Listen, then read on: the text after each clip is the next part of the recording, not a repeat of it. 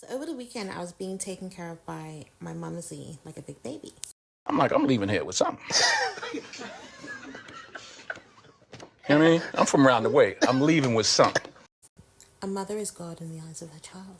And we started talking about anything and everything. She said, hey, something wrong, it's popping. I said, what? She said, yeah. I said, no. It's always good to speak to your elders. You learn so much. We started discussing Tyla. Make me lose my bet.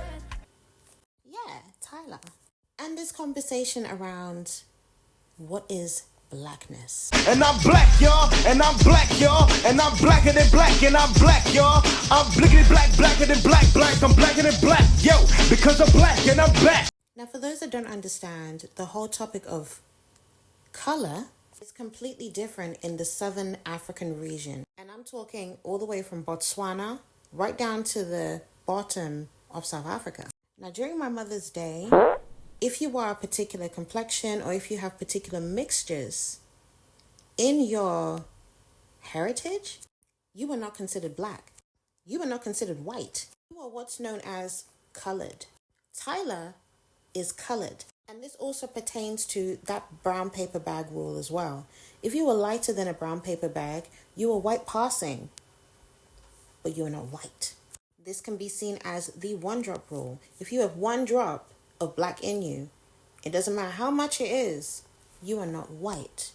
The notion and the idea of blackness is completely nuanced in South Africa. What is perceived as blackness, even though the conversation keeps changing every single day, what is black in the Western world and America, Britain, Europe, is not the same as Southern Africa. We might say you are definitely black.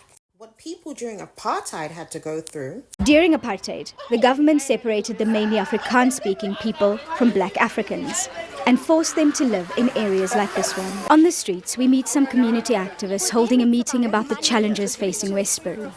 It's a great opportunity to ask them to define the coloured identity. I'm a coloured. I call myself a coloured because through the apartheid government, we were given that name, coloured. My grandmother is Scottish, and my grandfather is a Zulu. If you have a identity crisis, what do? If you don't know who you are. Now the problem that we have in our area is our people don't know who they are. And history has been distorted. So much so that even the colored believe he's a colored. Even though this identity was forced upon us. First by the colonialists, then the nationalist government, and now the democratic dispensation. What we might say in England is, this person's mixed race, therefore they are black. Unfortunately, the race conversation in South Africa, which was steered by colonization, would say very differently. One of their immediate challenges was to avoid the mixing of the races. The white male settlers, who considered themselves a superior race, were fearful of the African males having sexual relations with their European women and possible outcomes of racial swamping. This collective fear would come to be known as the Black Peril. What is a colored? Because I can't see myself as a colored, because that identity was forced onto me. Despite all this legislation, the growing number of children of mixed race was testimony to the prevalence of white male and black female sexual relations over time. It was recorded that white males would call African women stinking kafirs, a derogatory term, but under the cover of darkness, have sexual relations with them. Imagine going your whole entire life being told by black people and white people and everybody in between that you are not one of us. They not like us. They not like us.